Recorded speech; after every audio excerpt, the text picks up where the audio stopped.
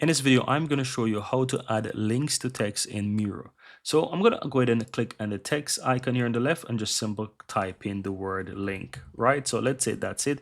It still have my previous settings. So I'm going to go ahead and let's say kind of remove the strike through from it by doing that. And so now you see that I have the word link.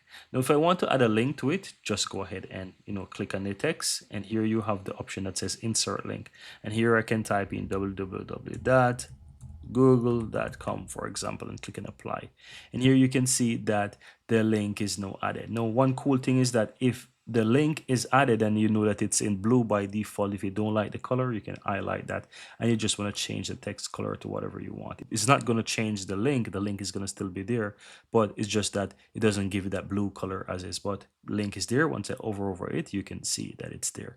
So that's it, guys. That's how you can go ahead and add a link for text in Miro.